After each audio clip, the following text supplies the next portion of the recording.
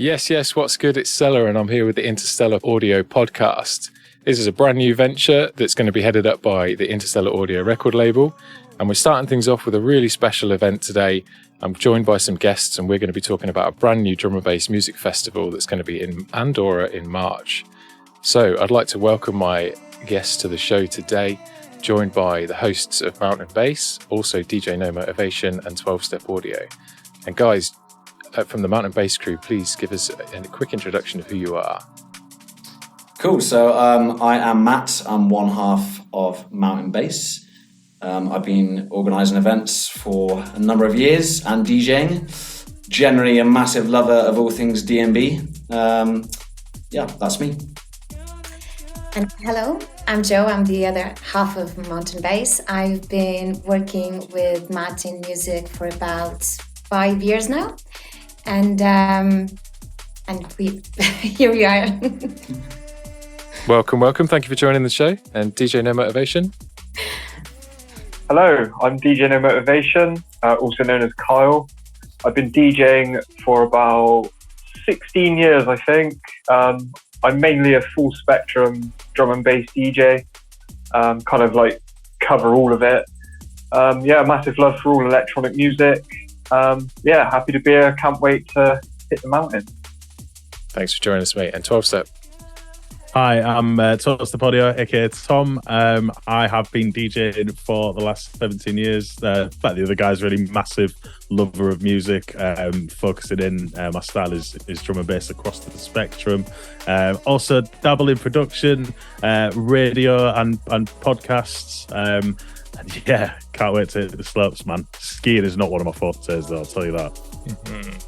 And for those of you that are new around here, of course, myself, Stella, DJ, radio host, podcast host, and the founder of Interstellar Audio, which is a newcomer drum and bass label that's going to be kicking things off in January 2023. Got some really exciting artists lined up for that, and this podcast will be used as a place to showcase their work and other interesting people in the scene.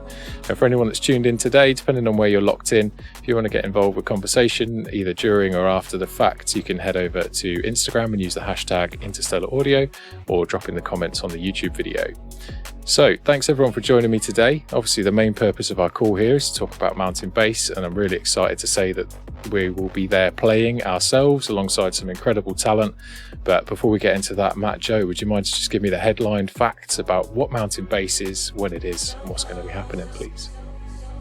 Well, of course. So basically we have created this event specifically because we found that we had a lack of intimacy in events.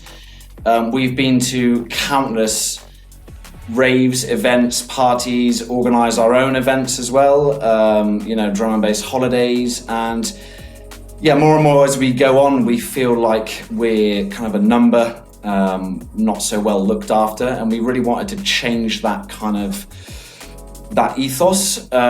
So we're going for a limited capacity event. So only 200 people.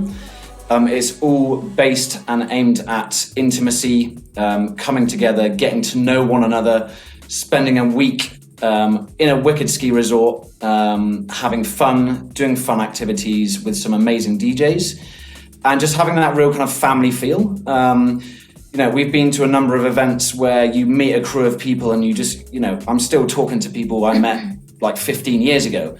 And I love that with drum and bass. It has that kind of that atmosphere and vibe that you don't seem to get with other genres, and we really want to play on that. We really want to break down the barriers between sort of artists, organisers, and goers alike, the customers themselves.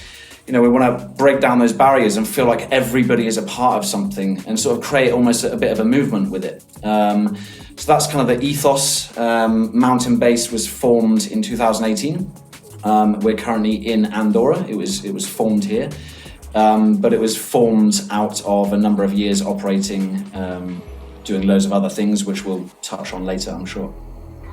Awesome, and I can't sort of really articulate how exciting something like that sounds, because like you, like everyone here, right, and all the listeners have been to many events before, massive events, 10,000, 15,000 people, really enjoy the music, really enjoy the vibe, but we're so invested in the artists that perform. It would be so nice to be able to like be up close and personal with these people. And so like, at least personally, from my point of view, getting to play, that's incredible, playing alongside idols, but also as a goer, somebody that enjoys music, to be able to interact and do some more unorthodox things that you've got planned, which we'll talk about in a minute.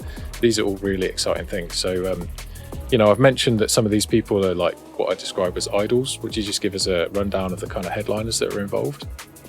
Yes, of course. So our main headliner is Etherwood. Everyone knows Etherwood, and no introductions needed. And that will be followed by Kino, Dex, and Inja. They're all great producers that we both really admire. So we are super, super stoked to have them here with us.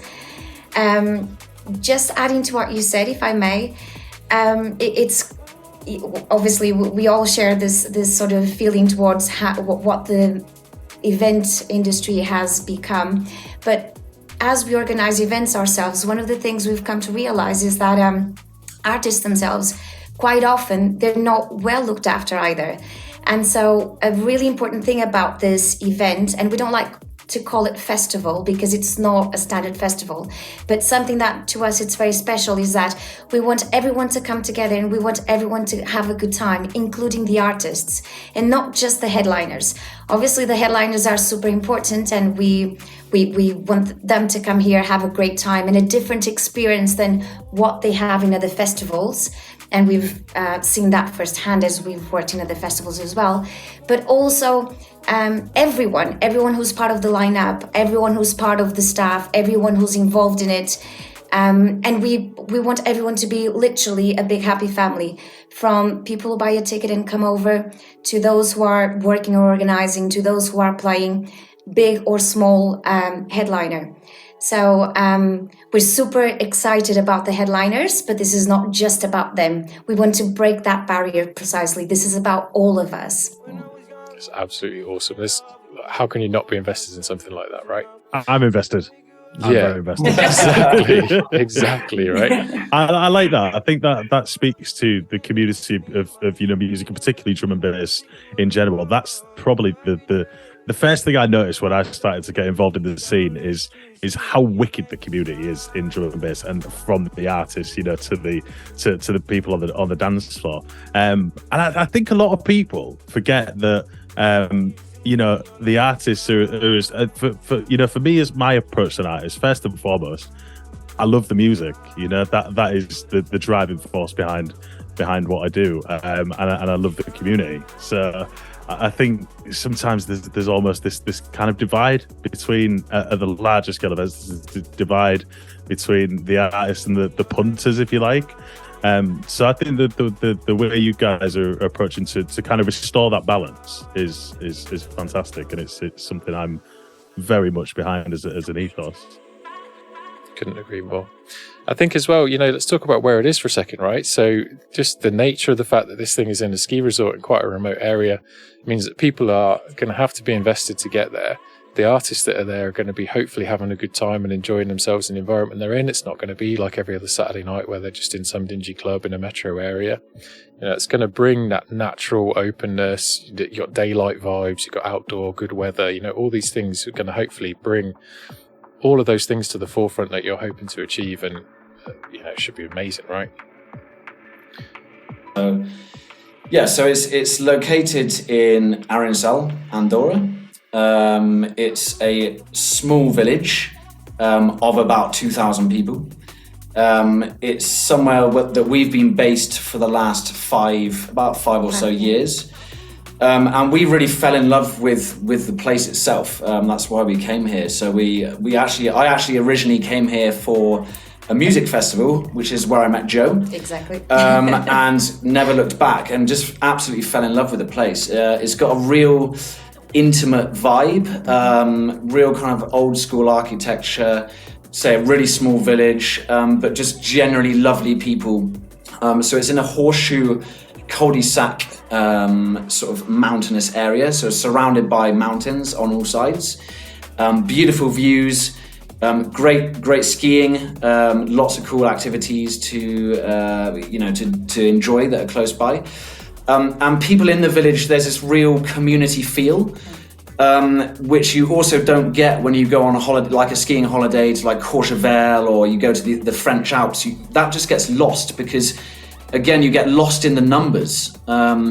You get lost in these huge crowds of people, and for us, that's not an intimate thing. That's not an experience as such. And so we've spent a long time thinking about doing something here, and logistically, it's taken us a long time to put the things in place. But we really think it's definitely worth doing, and the whole area. It fits so well with the ethos of this event. So yeah, sort of small venues, small crowd, but really charming beauty.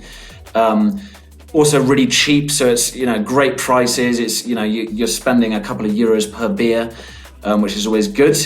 And yeah, just a beautiful place. So if people want an idea of what it looks like, check out our Instagram, Mountain Based Music, and we'll be posting some sort of pictures and videos of how the place looks as the season begins. Tomorrow is the first day of the season. So yeah, there will be content coming up on our Insta soon. If I could add to that, you've mentioned coming a long way, and you're very right. It is a bit of a long way to come for a bit of a party. However, I think it's the fact that it's not a popular place to go that makes it the right place.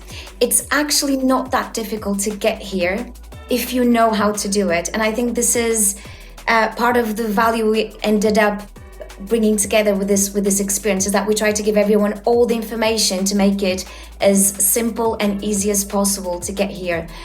And if you manage to do that and have access to that information that in general the rest of the world doesn't really, then you can become part of something that's exclusive and that not most people can do. So the location is very much in the roots of the whole experience. It's the fact that it's not somewhere that everyone goes to or everyone knows how to get to. Mm-hmm. Yeah, sure. exactly. And that's maybe commonplace is an unfair phrase, but you tend to see kind of flyaway drum and bass events be that kind of way, right? Sort of slightly less popular towns in less popular areas. I mean, for example, we talk about Hospitality on the Beach. It was in Albania this year, and you're right to call out that the information's there and it makes it easy, right? I can speak firsthand. I spent some time today sorting out my travel arrangements, and we'll put links to the website and all the socials in the description to this. But yeah, you'll absolutely find on there information about where to fly to, how to get transfers. It's very regular bus service. You can also rent a car, fly into Barcelona, fly into Toulouse. Flights are cheap and regular from most of the main UK airports. So absolutely, it is accessible with the information that's there, but it is also, like you say, not necessarily a mainstream popular area. So we'll have kind of, the town will be drum and bass kind of overtaken, right? And that'll be Yes. good. That'll be good. Yes, even with a small crowd, because the village, it's not a town, it's a village, it will become a major part of what's going on.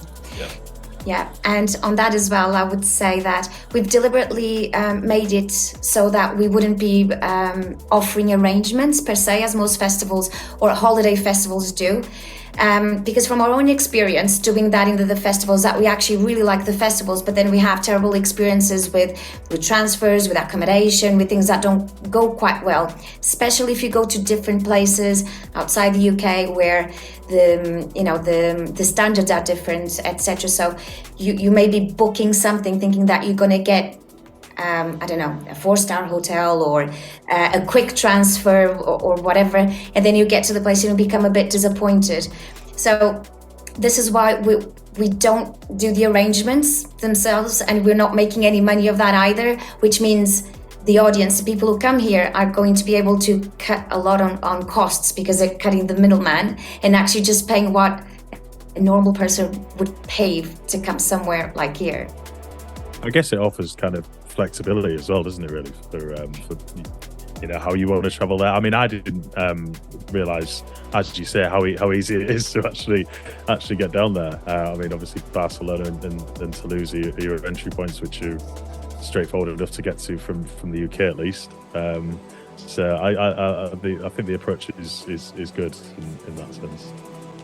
Absolutely. So I just want to bring in Nomo for a second, if that's all right. So I know that you have been rolling with Matt for quite a while. I won't mind if you just give me a bit of insight into kind of you two's background together. So me and Matt originally met at the skate park, pretty much, and we kind of had like mutual friends due to school and stuff. And then anyway, we basically ended up kind of crossing paths at an illegal rave, like a free party. And Matt was, this was back in the dubstep days, and Matt was DJing. And but anyway, I'd caught wind of this free party, so I took along my CDs and said to Matt, like, oh, I didn't know you DJ'd. And he was like, yeah, man, yeah. And I said, I'll jump on with you if you want. He was like, yeah, let's do it.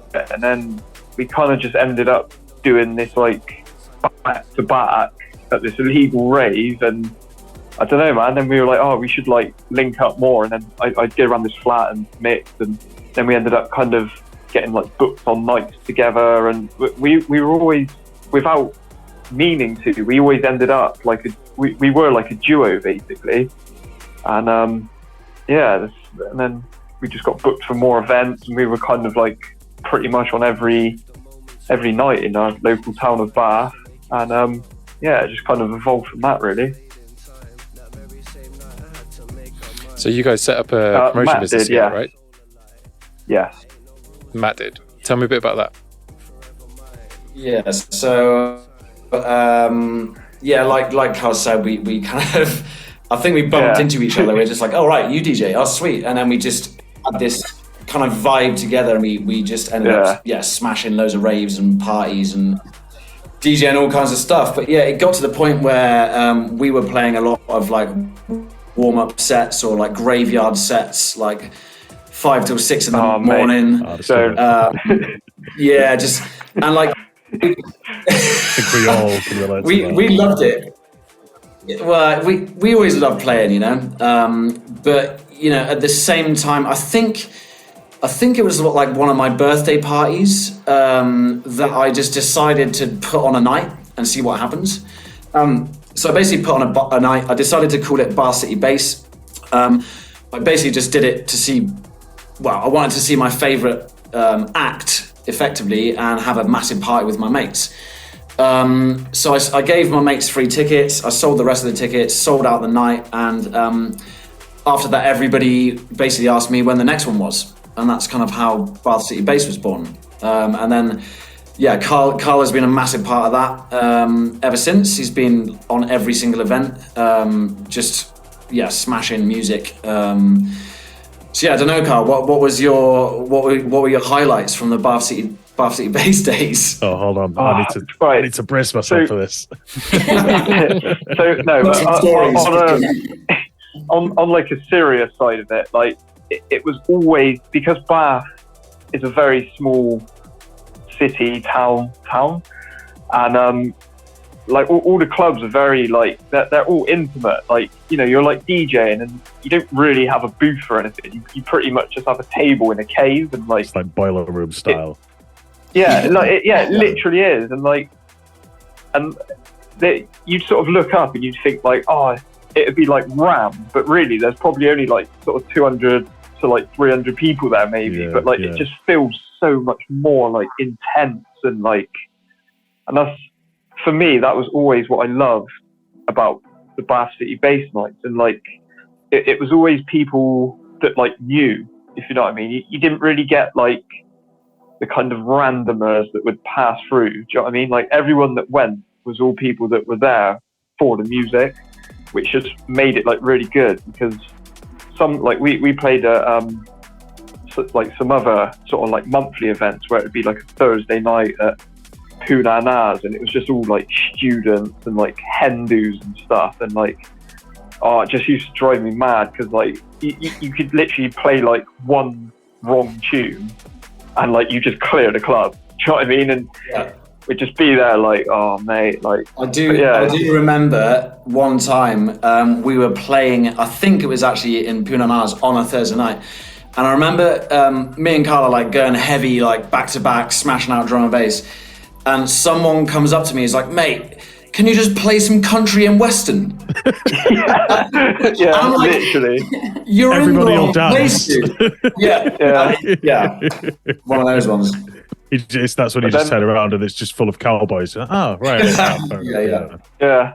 But there was also another one where we were like warm up act for, I think it was Interface, and we basically warmed up and like absolutely just smashed it, and like the promoter come up to us and was like, yeah, you guys need to like chill out a bit, like, because you're kind of going to ruin it for the main act, like, honestly. And like the main act come on and like literally the club just like fizzled out, and we were like, oh no, like we've kind of like stitched this guy up, like no one was really, he didn't really play like what everyone expected, and like he kind of had to like match us, and he was just like, oh no, like, I mean, as you guys know, like back to back, they get like competitive, you get carried away, like 100%. you suddenly, the warm-up act become like the main event, and See, we just burn everyone out. The warm-up sets, it is an art form in itself, though, isn't it? You know, It is, mate. Yeah.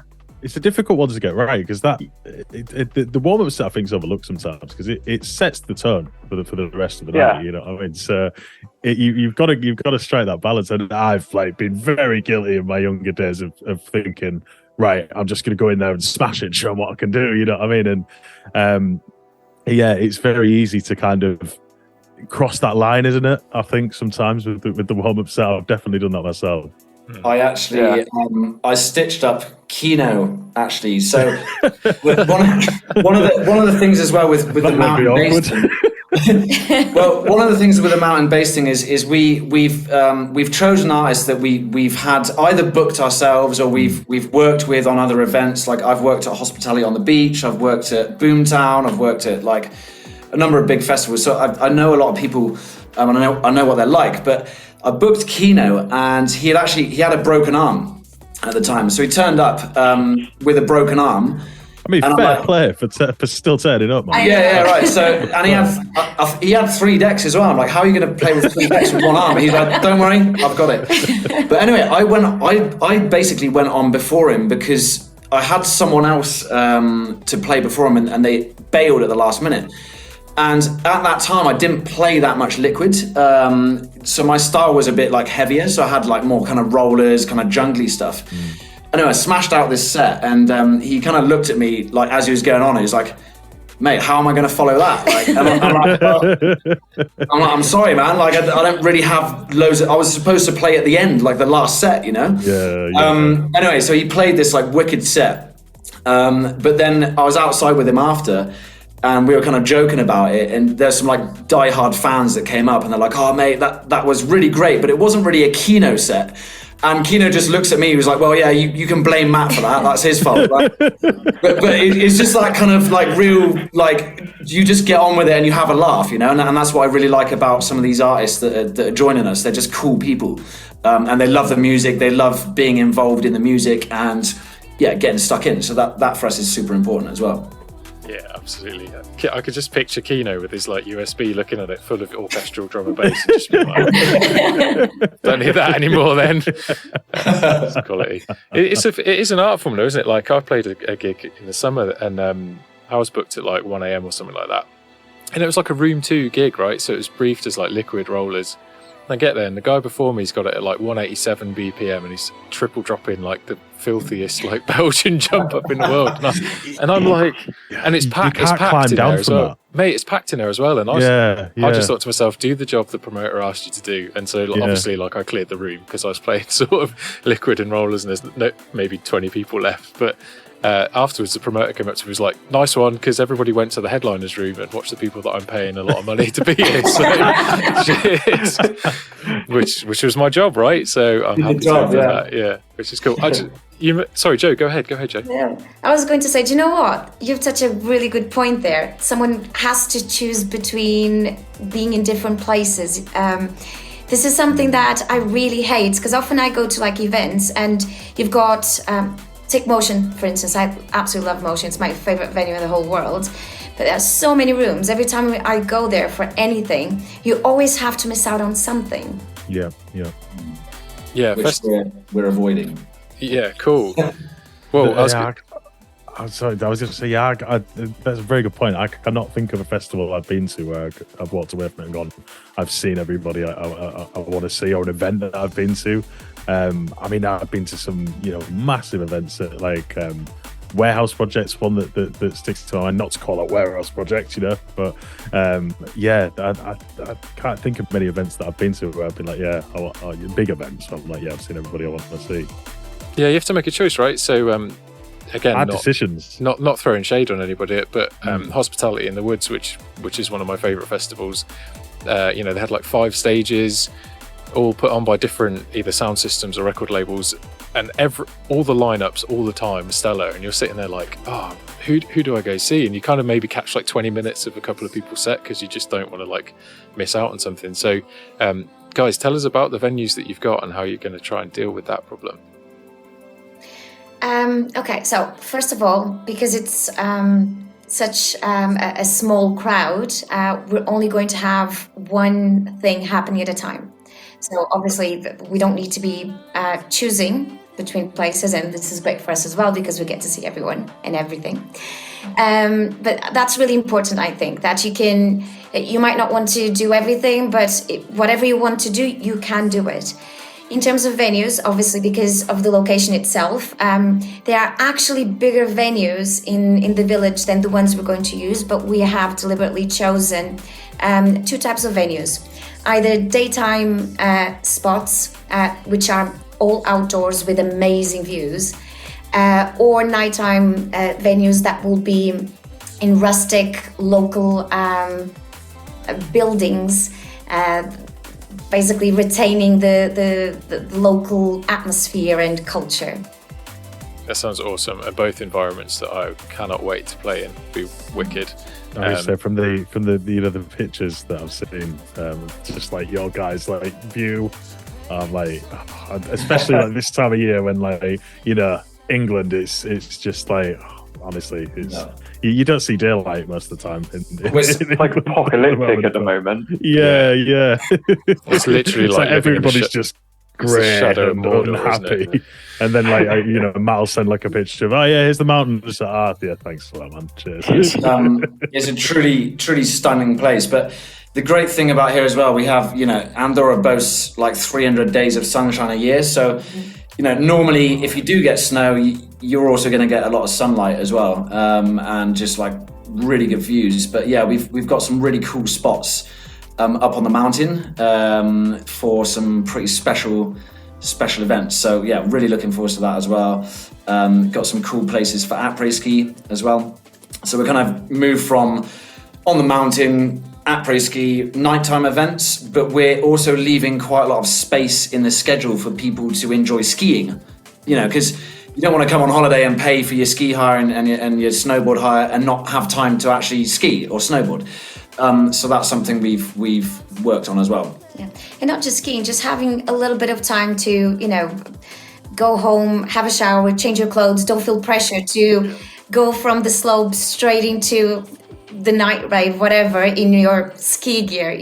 We want people to be comfortable and to be able to relax as well. It's a very relaxing place. It's lively, but it is very relaxing too. So whatever people want to do between partying, skiing or snowboarding, enjoying the restaurants, the mountain, or just going for a skank.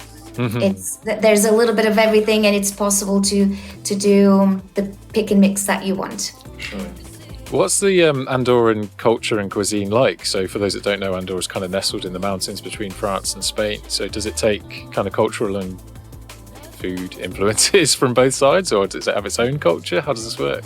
Yes, that's really interesting actually. So Andorra is between both countries, Spain and France, and obviously takes a lot of their culture in everything from language to cuisine to social interactions, etc. However, talking about specifically restaurants and things like that, it's very much a melting pot. There's a huge expats community. In fact, we sometimes jokingly say that Andorrans are a myth. It's actually difficult to meet people who are truly Andorran, born and bred. Most people here are actually expats from all over the world. So if you go for a walk around, you will see restaurants from all over the place. From all over the world. You will see languages from all over the world, and you'll see all sorts of faces and ethnicities. Awesome, that sounds exciting. Absolutely perfect for drum and bass as well. It's all about all colours, all creed, right? So sounds perfect.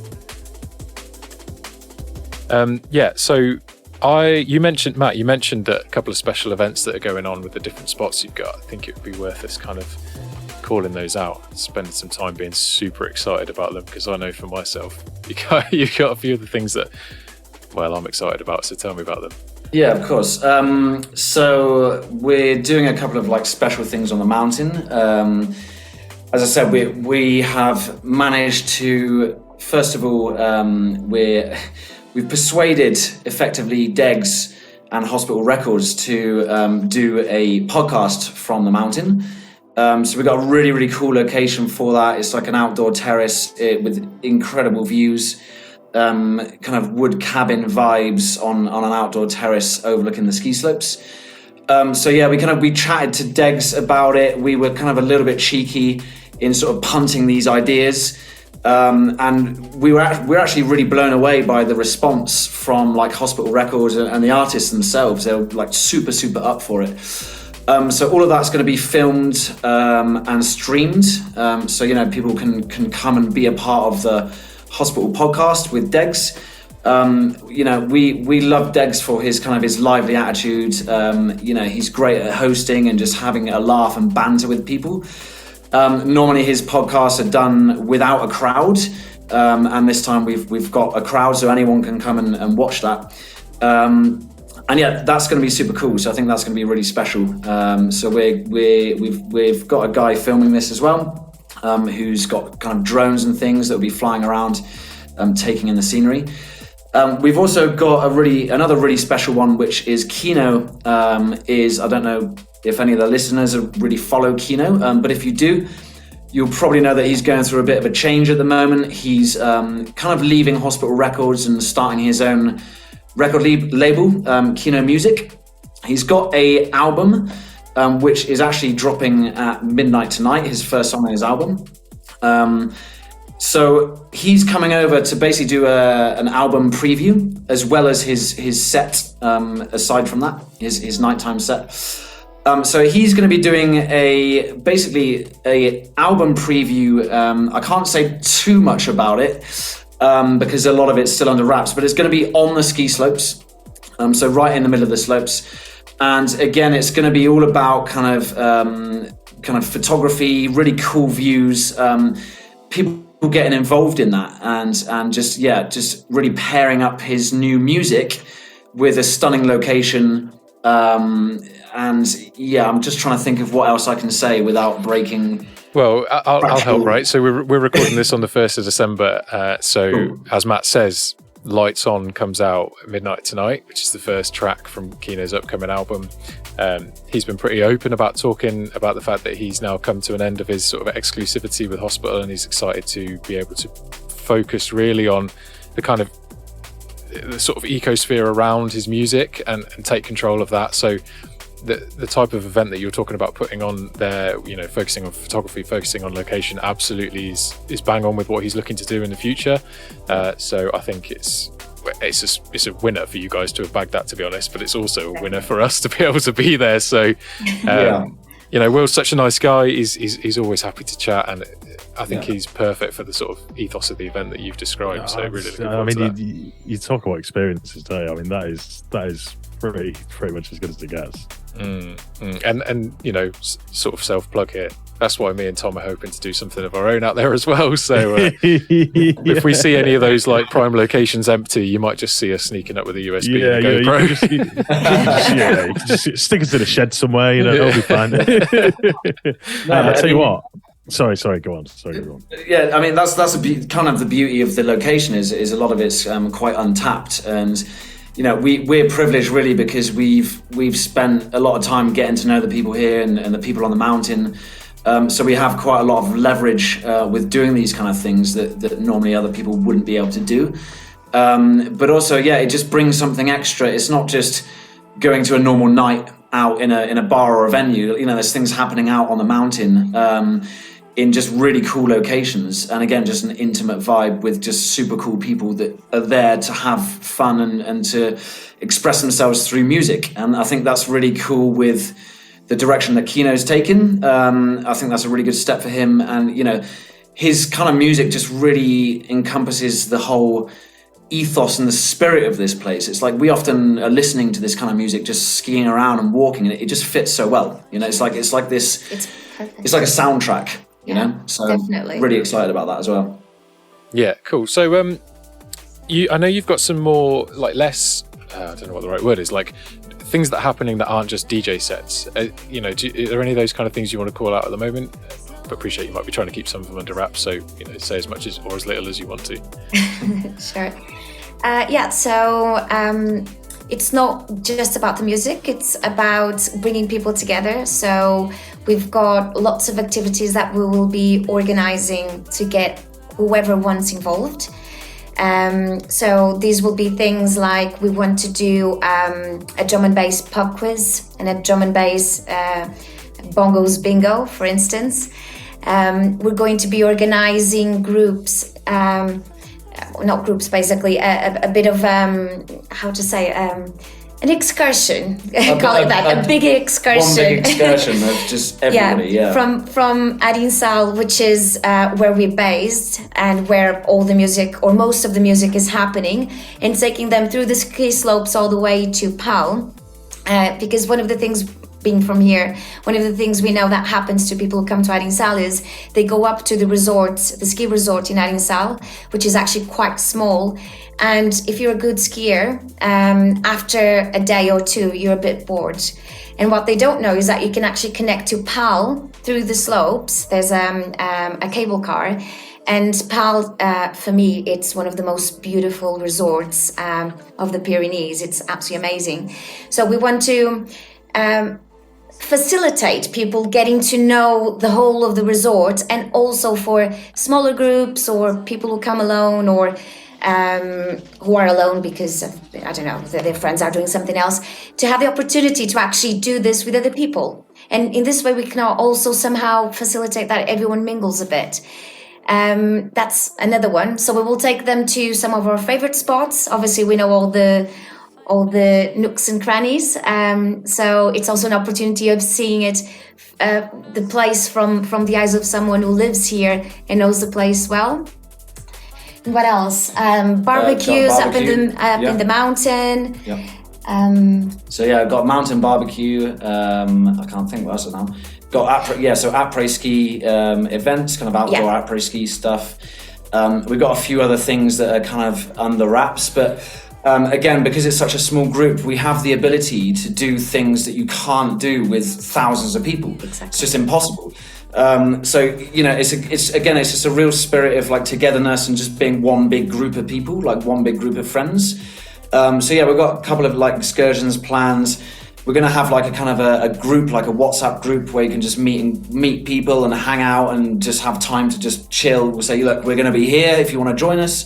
We got a number of these kind of ancillary things happening. So it's not just about the music, it's about coming and just enjoying the whole resort and really feeling like you've made the most of it, you know? I feel like I need to get my thinking cap on for a team name for the D&B pub quiz. Just throwing that out there. We appreciate some help actually, and we don't have a presenter, a host yet. We don't have a host yet. I mean, we're hoping. I mean, you know, because we're also all of the artists are going to be there the whole week. So again, this is something we wanted to change because, you know, from working at big events myself, I get a lot of people moaning that they just fly in and fly out. They don't even experience the thing. So, you know, we've gone out of our way to make sure that they're here for the whole thing.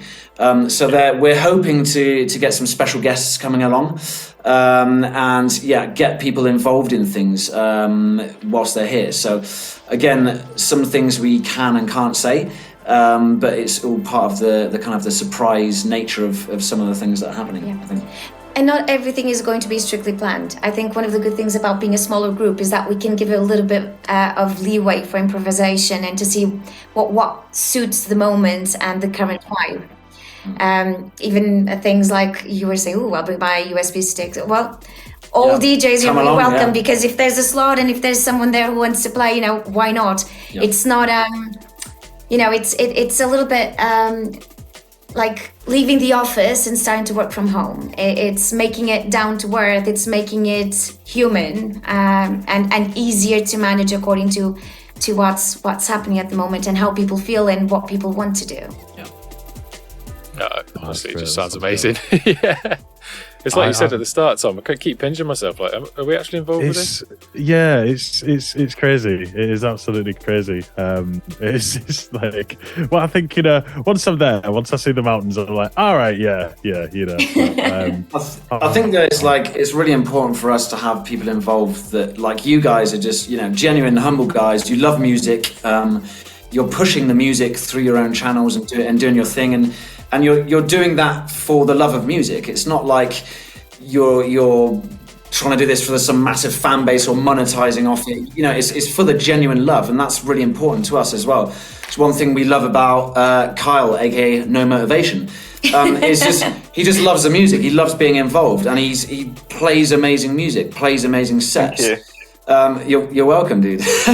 But also a lot of the other support DJs. We've got people from Bath coming over, so Carl's coming over. We've now got Riddle as well.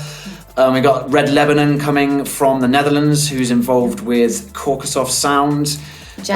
We've got Janosch from Germany, who again is remote control now. Who again is just a really cool guy, really amazing DJ, great producer. Really underrated, and we just want these people that can play amazing music but just want to have fun and be a part of it. So really happy to have you guys on board, and welcome you with open arms. I think you're going to absolutely love it. Big group cuddle right now, isn't it? I must admit, I've discovered some fantastic artists that are not necessarily the headliners, but there's some events I've been to. I've seen some absolutely fantastic kind of left field artists, if you like. So it's an important part. It's an important part of the event to have that more kind of grassroots talent, if you like. I think so. I think again, one of the great things about D&B is if you love D&B, it's like you almost instantly have this connection, this kind of rapport, this affinity with each other, which you don't seem to get with other things. Like Remote Control, we found literally on Spotify. Listened to a mix of his, and then checked out some of his tunes. We're like, how is this guy not signed? So we signed him up to the brand, because we do sort of artist management and other things. So just instantly signed him. We love to kind of support that, and I think it's the same as you guys with what you do, is supporting that kind of those up and coming people that are perhaps a bit underrated or overlooked. And I think that's super important. And it's this. Sorry. I was just going to say, you go. No, it's fine. What you were saying would be go on. considerably more important. Don't worry. It's absolutely fine. Go ahead, Joe. No, I was a very small comment. I was just going to say, I think this is something really amazing about drum and bass, and it's one of the things that made me fall in love with it so badly. Is the music is incredible, and it's one of those things, once you go into drum and bass, you don't go back. But the vibe, the spirit, people are, whether they're playing or dancing or just they're listening, everyone loves it. And it's a unique atmosphere that I have never seen in any other genre. No, it's the energy flows through it, doesn't it? It's such high energy music that you can't help but be infected by that, I think. It's even true, like online, like Kyle's a great example, right? So you've built this stream room for yourself. You put all this effort into this amazing visual that for those that are watching the video version of this, you'll be able to see. You take the time, hand built, took the time. It was like the first thing you did when you bought your house. Move in, sort this out, all just for the love of the music and the love of the performance, right? So that's it. Banging, man. Like, yeah. Tell me a bit about that for those that can't see it. Kyle, give us a bit of a view. So basically, obviously, due to getting a little bit older now, I don't play out quite as much. But like the era we're in now, like you can connect with so many people just literally through a smartphone. So the kind of direction I kind of accidentally ended up going was TikTok. So I started doing live TikTok streams, and obviously, I don't know, for me, I've just always liked that kind of like interactive, like, you know, have a bit of a joke. It's a very different format, isn't it? Yeah, like it's almost like a radio that people can interact with. Do you know what I mean? Yeah. And for me, it's just, I just wanted this cool visual that was like, it could fit the mood of the mix, should we say. Like I can, it basically, behind me, it looks like a cloud, and I can sort of make it look like a thunderstorm. Like, at the moment, if you can see, it's just on, I haven't got it flashing or anything because I don't want to give everyone epilepsy. But like, yeah, it's just chilling. It's just chilling at the moment. But when it's like proper fired up and that, it gives like a, I don't know. It's just like, it just gives that more of a vibe. Do you know what I mean? I basically built it. I've seen you on your streams with that thing in like full swing, man, and it is a sight to behold. It's a thing of beauty. That. It's like Jesus DJing in a thunderstorm. Yeah, I'm quite into like my lighting and stuff like that. And then Kyle sent us a picture as he was building it, and then we saw it before, like he put it on his stream, and I was like, "Oh, come on!" I was like, "I am done." But yeah, it's just the funny thing is, I honestly, I'm not a very creative person at all. Like, I've never really created anything, and then like I've just had my mind set on this like insane looking wall, and like all of a sudden I just like created it, and I was like, oh my god, like what have I created? Like, it's just, yeah, it's mad. Cool. I've got a question to punt back to you guys, actually. So how did you guys end up connecting? Like, how, because, you know, obviously I've known Carl for ages. We've known each other briefly, but how did you guys kind of connect and get together? We got to shout out Cookie Tea right now, don't we? Yeah, I suppose I'm probably best place to answer that one in the absence of my better half. So we started, and I guess this speaks to you know, kind of how social media can really be an important tool in the modern day world. And also the welcomingness of drum and bass as well, right? Yeah, absolutely. You know, even through like, you know, not kind of meeting each other in person, we've still managed to form quite a significant connection, I think it's fair to say. So my partner and you know, kind of going through time myself, I became more involved. We essentially started on TikTok just to see what all the hype's about, you know, and we started DJing on there, and then through that my partner wanted to the thing that she really enjoys, she was quite new to DJing. She learned, not to dwell it too much, she learned from herself, and just fell in love with it. And she then kind of wanted to pay it forward, if you like, and set up a platform that would help kind of other DJs, you know, grow as DJs and help them kind of grow their platforms on social media. And we did that in the format of a WhatsApp group, essentially. And we've just kind of gone through and picked up DJs kind of as we've gone along. I think Kyle was probably one of the first ones that we found, actually. I still remember that day when we kind of dropped in on your stream. All I remember was like, so I've only recently, because on TikTok you can only go live when you get 1,000 followers. Yeah. So I kind of like grinded away, and I kind of got lucky with like some things here and there, and basically I got to enough followers to go live. And I just sort of I was never been overly bothered about like how many viewers and this and that. Like, for me, it's just I make kind of practice, fun, whatever, like, and I can share it with people. And like, you know, I was getting like people that I know personally like pop in, like, oh hi, yeah, great. And then you get like the odd randomer roll through, and then all of a sudden this Cookie Tea rolls through, and she was like, wow, you're amazing. Like, yeah, this is wicked. Like, oh, my mates would love this. And then sent out like these invites, And then all of a sudden I've got like 20 people watching me, going from like 2 or 3, and I'm like, whoa, I'm like, what's going on? And then yeah, it just kind of like evolves. Like that person then invites someone, and then that person invites. So it's almost like a chain reaction. And it's like a community, isn't it? You know, like the community on TikTok especially, as daft as it may sound sometimes, you know, because it's a social media app, but I've not experienced a community on a social media app like that. It is insane. And I mean, the fact that, you know, kind of we've all linked up and what's come out of it is testament to that, I think. Yeah, 100%. Yeah. Just to build on that a bit as well, you know, I came across the TikTok. I DJ on UK Flavour Radio, and they were sort of wanting to branch out into the TikTok space, so got into TikTok for that same reason. And of course, the same as Kyle says, like cookies in every live I see, talking, get friendly, do you want to interact with some other people? And we've kind of taken that to the point now where we sort of support each other with content creation, we support each other with like the sets that we do, and we jump on each other's like podcasts or whatever.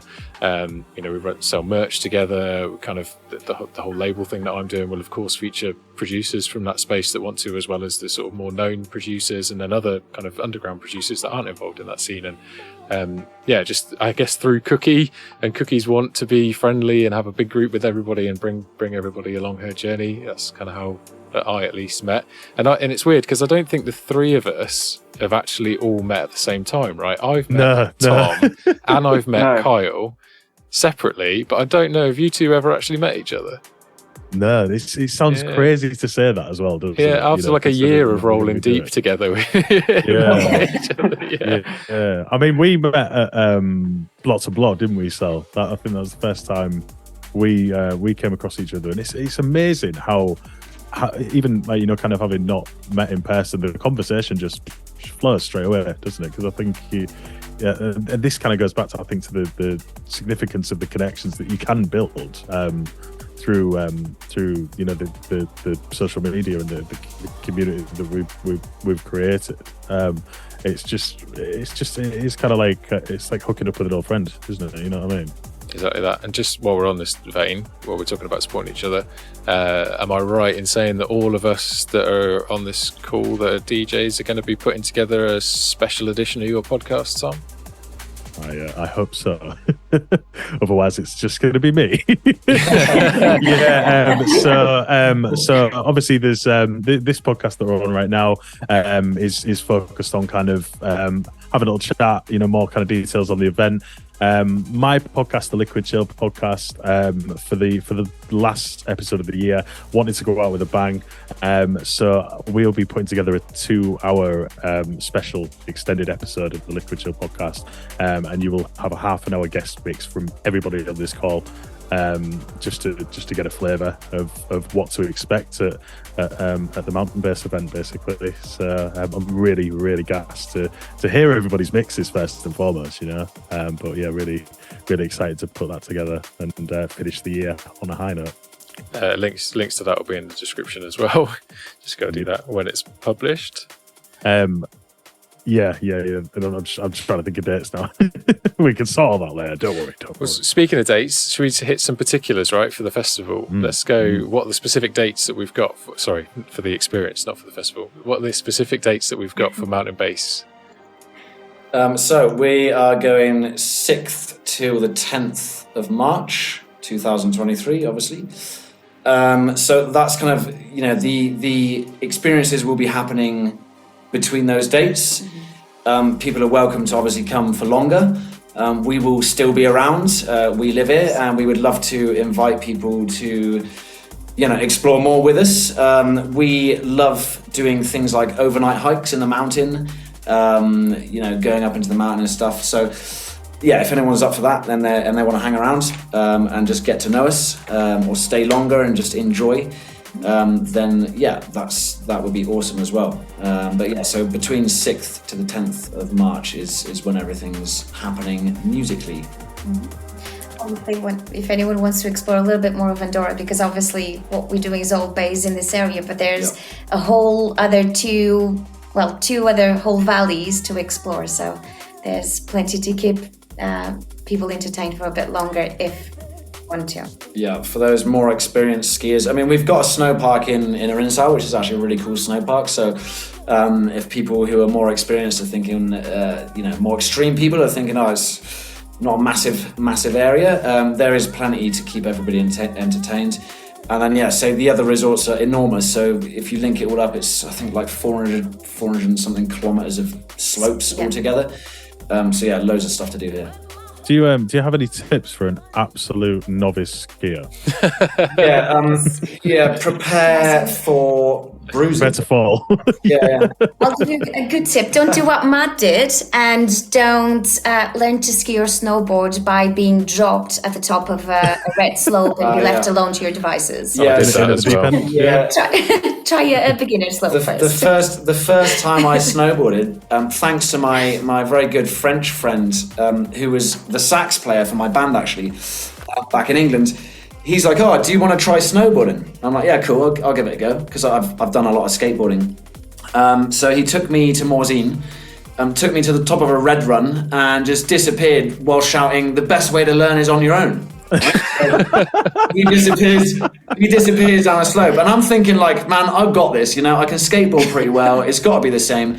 What he didn't tell me is that snowboarding, you have to be on a heel or toe edge. So, like, I just had my board flat. I got to a massive slope with a huge run out at the bottom.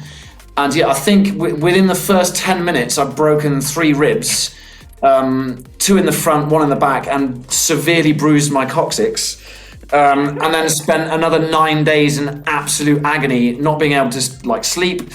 But I did learn quite quick, because if I fell over, it was so painful. It's like you couldn't afford to fall over. I'm like, man, I cannot fall over. And we were wrapping bubble wrap. We found a roll of bubble wrap, and we were wrapping it around myself. And I was going out like wrapped in bubble wrap, just to kind of ease the pain of falling over. But it's a good laugh, I mean. What doesn't kill you makes you stronger. And Arinsal is a really good resort for beginners, actually, because it has quite a lot of extension in blue and green runs. And basically, I think the best advice is, just get your ski gear. There's loads of ski strap on a pair of skis. Here. There's a ski school if you want to have lessons. That's not a problem. But if you want to learn by yourself, there will be lots of experienced skiers around to give you a few tips. Sure. No, that's great. Matt, your first time sounds a lot like my first time, apart from you seem to tough it out, whereas I wimped. And I was basically done exactly the same thing as you, but then after I got to the point where I was like, I can't actually do this, I'm just going to have to walk down the mountain. And I'd been walking down the mountain for like 20 minutes. And eventually I get picked up by Italian Carabinieri on a snowmobile. He's like, you can't walk on the slopes. So he puts me on the back of the snowmobile and takes me to the bottom of the mountain. And then I'm looking around like, this doesn't look like my resort. Where the hell am I? And ask around, like, what town am I in? It turns out I'm like an hour and 40-minute bus ride away from where I actually supposed to be staying. So I'm there in like ski boots, get the bus like a lemon all the way back, and went straight to the ski school and was like, can I book a lesson for tomorrow morning, please? Thank you, sir. But yeah, it was good. It was good. Another good thing about where we're doing it, because nothing's super enormous, it's like if you end up getting stuck in the other resort, there's free buses that just bring you back up, and everything's close, like everything. In fact, the whole of Andorra, you can drive from one side to the other in like 45 minutes. So like, nothing is far away, and that's kind of the beauty of it as well. But yeah, there's so much to do here, and even in Arinsal, like off-pisting, when you get a good snow dump, like, man, it's insane. Like really, really good for off-pisting and just generally having a good laugh. And obviously, we implore people to come join us and get stuck in. And hopefully not break loads of bones. Yeah. I don't want to do a Kina. Yeah, right. Will our European healthcare work over there? Yeah. I nearly said something that was political. I'm not going to say it. Edit. Yeah, Have you ever skied, Noah? I haven't, no. Only on a dry slope, but apparently that's not like... That counts, It's not real skiing. That counts, though. Like, if you've stood up on skis, it counts. See, I've not even got that far. I've never skied, man. So I was probably like 14, 15 maybe. So it's like, yeah. But that's weird, because Nomo's brother is like super good, and he's coming, so maybe he can teach you. But probably what he'll do is just bugger off and leave you like stuck at the top of the mountain. So best way to learn is on your own. Yeah. Best way to learn. I'll get one of those snow bikes, the little like ski bikes. Yeah, they do rent. Those are rent them. lethal. Yeah, you can rent those here too. But I would start with skiing. Skiing's good. Skiing is good for beginners, and it's not very difficult to get to a point where you can actually, be Enjoy sliding yourself. around and enjoying yourself. Yeah. So it's not a difficult sport. They always say skiing's easy to learn and hard to master, and snowboarding's the other way around, hard to learn but easy to master. Snowboarding confuses me, man. I'll be honest. If you fall down on a snowboard, how do you get up? Because your legs are just. It depends on whether you get up from the front or back. So it depends on whether you get up from your knees or from your butts. Okay. The best bit is when you fall over in like waist deep powder, and then you're trying to swim to the top of the powder, and you just exhaust yourself. And you just can't give up and lie back, and you're just like, man, I'm just gonna chill for a minute. Yeah. Trust me, you don't want to be my height and getting lost in the powder. Yeah. It happens all the time. Through the trees, right? Yeah. You don't, honestly, maybe this is a bit just me, but you don't want to be snowboarding anyway. You just got to push around with one foot. Ski lifts are hard. It's all about skiing. Yeah. You got to relax, haven't you? You got to take it off and walk. I love bombing past snowboarders while they're walking or pushing, and I'm like, do you want a pole, mate? Do you want me to pull you? I'm loving for the people that are watching this. I'm loving how Carl's just casually cycling through his life settings in the corner. Yeah. It just feels like a flex. It starts hurting my eyes after a while, and it's like, is it as bright as it looks, Max? It looks insanely bright. Yeah, so I've got the brightness to right up just so you guys can actually see me, but you guys. Oh, I can't do it now. I remember the first live when you debuted this, and you were cycling through all the different colours, and the chat was going wild, oh, this is the most amazing thing I've ever seen. And then you got to this mode that was red strobe, and then all of a sudden the chat was too much. But you could do. If you do want to just see a little bit of the flashy stuff, that's so cool, man. That's God mode. Yeah. Full mode. Yeah. And you say God mode, right? You say God mode. Carl's got a bit of a movement around him on Sunday mornings with his Sunday church services. It gives us all some really soulful liquid and recalibrates our soul, and we repent in the chat for our weekly sins. And he's got the power of Thor behind him while he's doing it. It's brilliant. Called Sunday service. Yeah, lock in Sunday service. Well, I mean, I've now got TikTok, so I'm jumping on the bandwagon. I'm gonna get involved, so I'll be tuning in. When you reach that 800 followers mark as well, we'll be getting on and doing some mountain-based live streams for you. We'll jump in. Sure, absolutely. And anything we can do to help get you. Yeah. So cool. Website is mountainbase.com. Is that correct? .co.uk. Yep. And that's where you can go to find tickets and travel information, right? Yeah. So literally everything is on there that you need. So as Joe was saying, we spent a lot of time just piecing together information, giving some of our local knowledge. Do you want to elaborate? Well, basically, most questions you may have or requests of information should probably be there.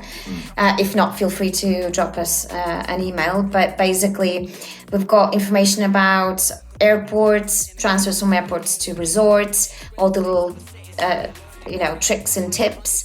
Some information about some of the local hotels, the local restaurants and bars, giving a little bit of an overview. The resorts, the ski schools, the Andorra as a whole, the different skiing areas, how to buy tickets and how things work.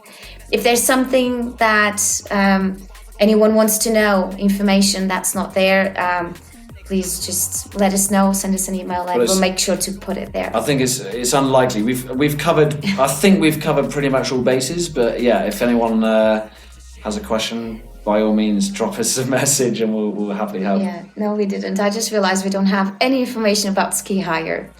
That's true. Yeah. Yeah. So, but that So will that be will be- there that will be in the there next shortly. 48 hours. The next 48 hours, it will be there. There is information on ski passes and where to get it from and everything Yes. like that. I was looking at the website Yes. today, so looks good. And just amazing. remind us what are the ticket prices? Sorry, Tom. For the resort, for the For the ski event. passes. No, for the event, the sorry. event. Yeah.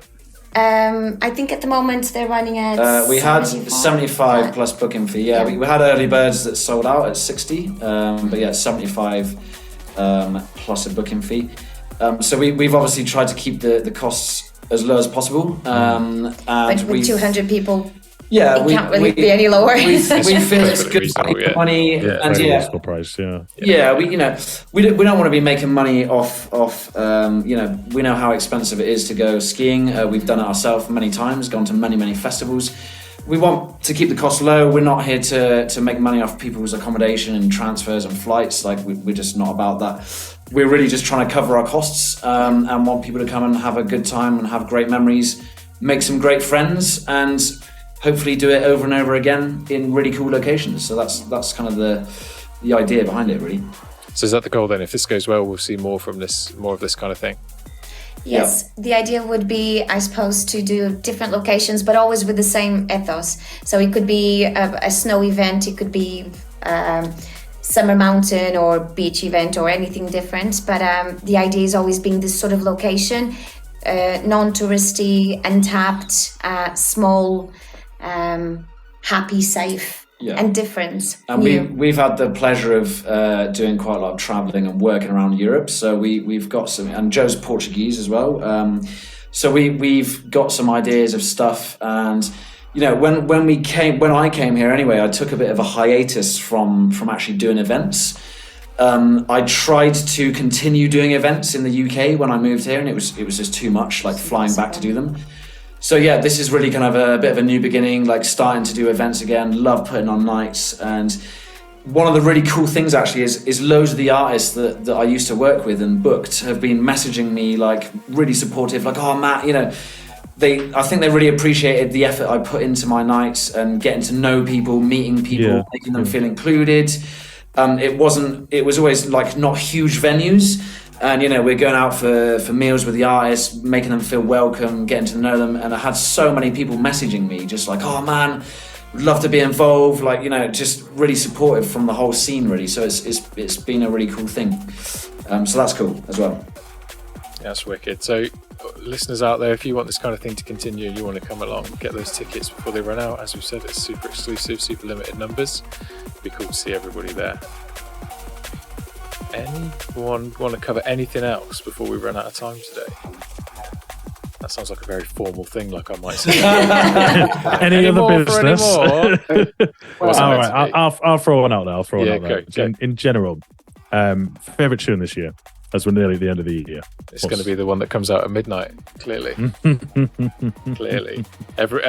Shout out Jono, shout out Barnsley. You guys know how much I'm going to be all over this Kino record when it comes out. But to answer the question for what's out today, my favourite tune of the year is Alkali, In My Mind. Which, if you haven't heard it, go and check it out because it's awesome. I'm trying to think if I have heard that or not. Actually, for me, it's really hard because I'm a bit of a. And Kyle will probably vouch for this because my taste is just constantly changing. So like Kyle mentions, we used to play dubstep back in the day. So used to love dubstep, but my style literally changes pretty much every 2 months. But yeah, we've really appreciated. There's Wilkinson's. I'm terrible with names. I'm really bad with names, but there's actually been some great music all year, and I think it's really fantastic. Yeah, fantastic. Pretty diverse as well. But yeah, to say a favourite, it's tough, man. Really liking graphic stuff at the moment. What he's been doing, what he's been pushing out. Impossible. I don't know. NoMotivation. What are you saying for your favourite tune of the year? Do you know what? I don't know if it was actually released this year. I can't remember, but it was on the Subfocus and Wilkinson album that they done together, and it's kind of like become my, I don't know how to explain it. What would you class it as? My kind of theme tune. Yeah, it's almost my theme tune, and the song's called "Ray of Sun." Your signature blend. Yes. Yeah. Blend. The blend, and like, yeah, for me, that, like, honestly, I cannot wait to be at some view or some, like, some club where everyone appreciates the music and just play the blend. Like, honestly, I keep thinking about it, I'm like, oh, it's gonna be mad. Like, it's just, I can't hear Ray of Sun without seeing your face in my mind now as well, which is not a bad thing. But I said the other day, because Kyle does this blend of Ray of Sun and There For You by, is it Culture Shock? Culture Shock, yeah. He does really this blend of the two, and during the breakdown, he'll bring the lyrics in from Ray of Sun, or the other, vice versa, I can't remember which way. But I cannot, I was listening to Culture Shock the other day, and I'm like, where are the lyrics? Where's the lyrics? This tune's got lyrics in the breakdown, and I'm like, no. It's the blend Kyle does of it. It's that smooth. I was like, I forget it's not the original tune, man, every time I hear it. That is my favourite blend. It just hits. It's just one of those, like, well, they're both tunes that just hit, but, like, when I sort of, I literally done it by accident one day, and I was just like, oh my God, like. That's how you discover the best blends, though, isn't it? Just you know, kind of and... I always forget to, like, write them down or something. Like, oh man, that absolutely bangs. I always forget to write it down. I'm like, oh man, I wish I remembered that. I'm like terrible for he's going to take pen and paper, like, next to the desk. I tend to just, like, I'll really quickly grab a picture of the two tracks on my phone, like mid mix, but then I'll just go through my photos and I'm like, what order were all these in? I can't. That's a useless method of doing it. It's in the moment, but, like, I think again, this is a cool thing about this event, because we're really covering all bases of D&B. So, like, obviously our headliners are kind of going with that chilled, atmospheric kind of liquidy vibe, but we've also got Inja doing, and this is Inja après-ski. That's going to be a vibe. Inja's just a cool guy, plays wicked music. Also got Runting's crew from Bristol, who are really good friends of mine. They go for a more sort of jungly, heavier sound. So we've covered all bases. So it's kind of something for everyone, I'm sure. You know, and it's just, I'm really looking forward to hearing what everyone's going to pull out of the bag, and I think we're all excited for it. And it's going to be, you know, this kind of bubbling of energy and kind of different styles that I think is going to be really, really cool to see come together. Yeah, man, definitely. I think what's going to be amazing, and we all know it's going to happen, is just the mass back to back. It is the back to back, and it's just going to be like, man. But we've deliberately left space for that to be organic. And one more thing to plug as well quickly is we've got a DJ competition. So if you're listening to this and you're thinking, oh man, I'd love to be a part of it, look on our website, get involved in the DJ competition. We're going to pick a person to come out and play with us. And again, you know, if you rock up with USBs, it's that kind of thing. We're very fluid, and, you know, if you want to play and there's a chance to play, then come and get involved. You know, that's kind of the nature of it. We're all coming over here for the love the music, and we want to be inclusive. You know, we don't want to say no to people if they really want to play and they're good and want to have a mix. So yeah, definitely check out our DJ comp and submit a mix to us if you're that way inclined. We'll share that on the socials as well and post it out. Yeah, for sure. That seems like a good place as any to end it, really, if everyone thinks the same. Of course, March the 6th to March the 10th, Arinsal, Andorra, mountainbase.co.uk for all the information you need. And is it at Mountain Base Music on Instagram or just at Mountain Base? I think it's at Mountain Base Music, I think. And but you'll find it. It's there's not many mountain bases, I don't think. So yeah, there's a few like fishing ones, like mountain bass. Like, yeah. like a fishing page. It's kind of obvious if you're in the wrong place. You know? Watch out for ticket scams. Oh. Yeah. Like, hang on, why am I looking at trout? It's like, you're in the wrong place. Some randos turn up in waders with like fishing rods. Yeah. I thought this was a fishing holiday. Yeah.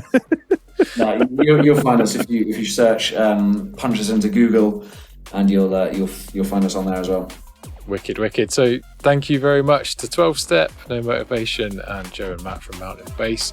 We will see you, I'll see you guys on the slopes on March the 6th, and we'll hope to see some of you listeners there as well.